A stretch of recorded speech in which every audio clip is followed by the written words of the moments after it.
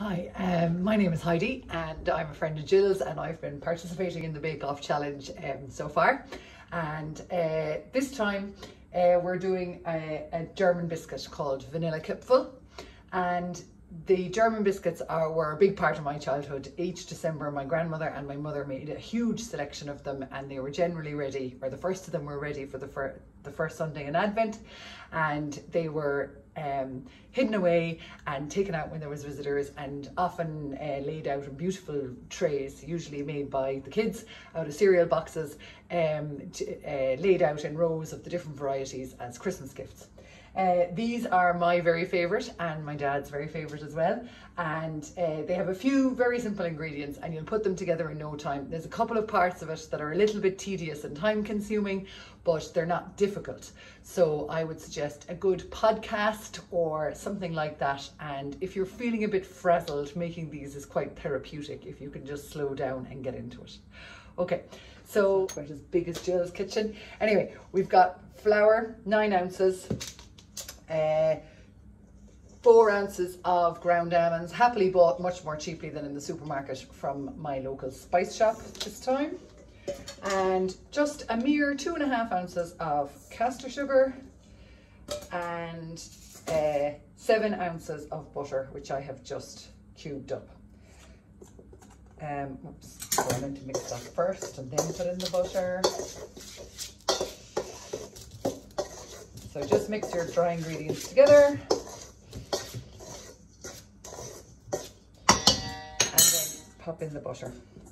And the next thing we need to do is rub that in.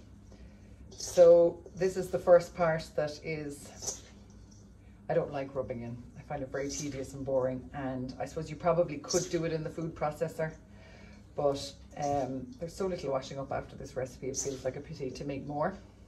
So you're just rubbing it between your fingers until you get to a breadcrumb consistency, and then you'll be able to bring it together into a dough. Okay, so after a few minutes of rubbing in, it's now like a nice breadcrumb consistency, so we can just bring that together. Easier said than done. Just pushing it all together. Okay, so there we go. So you just need to wrap that in cling film and put it in the fridge to relax for about 30 minutes. And if you leave it in the fridge for too long, there's no problem, but it will be quite hard to work with. So you may need to leave it, cool, or warm up a small bit after you take it out of the fridge to work with, if you leave it much longer than 30 minutes, okay? So I have a classic, here's one I made earlier.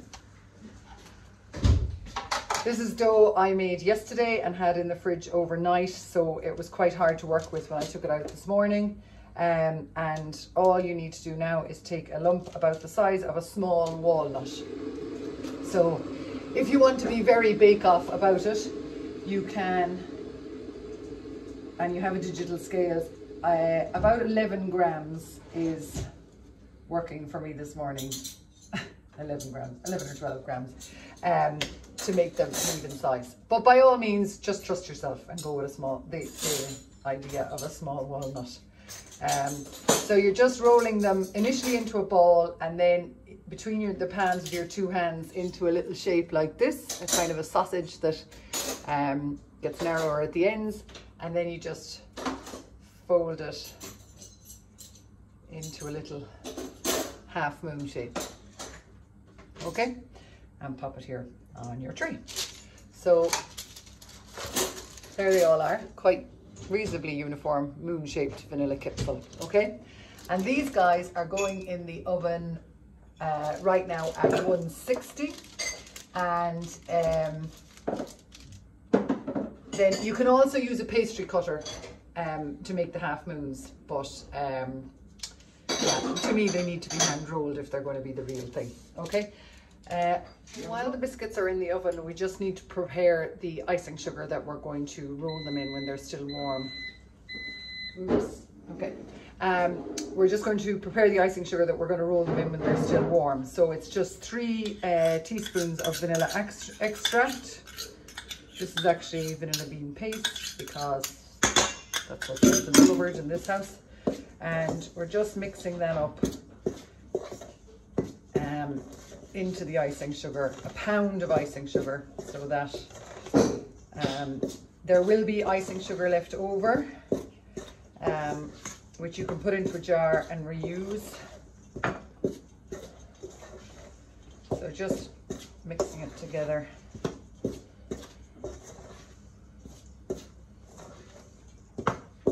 So that the vanilla extract is completely distributed.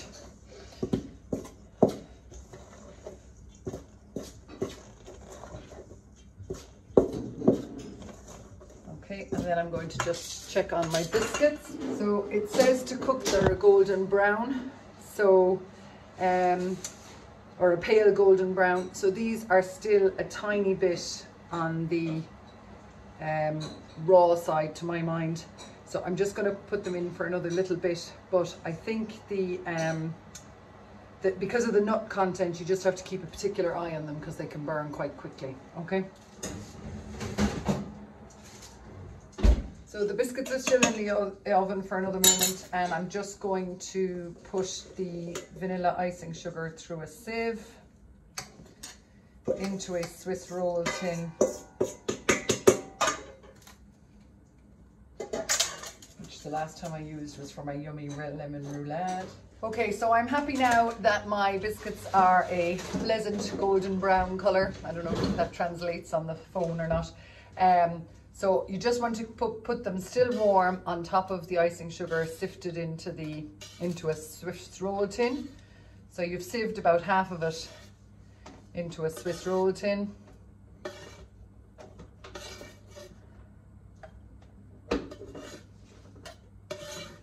Or a side plate if you don't have one of those.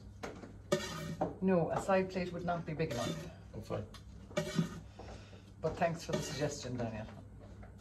Okay, this is the problem when you do baking at breakfast time. Okay, people see fit to comment. And then you can sieve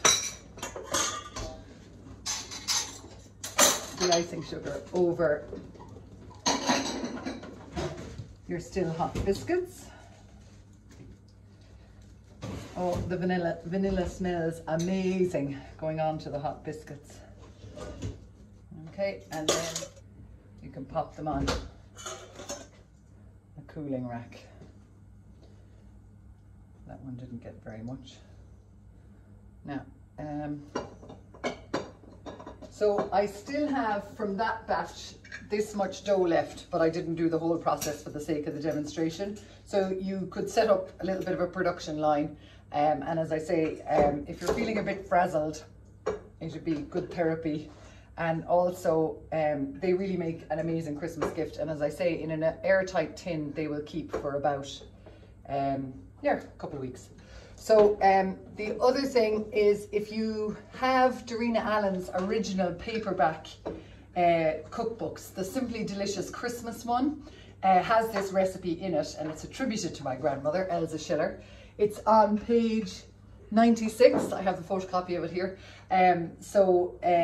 And then there's a second biscuit recipe in that book from my grandmother, called Rumharz or Rumherzen in German.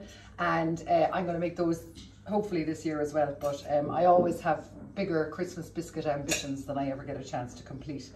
So that's it. Enjoy your vanilla kipferl if you get around to it.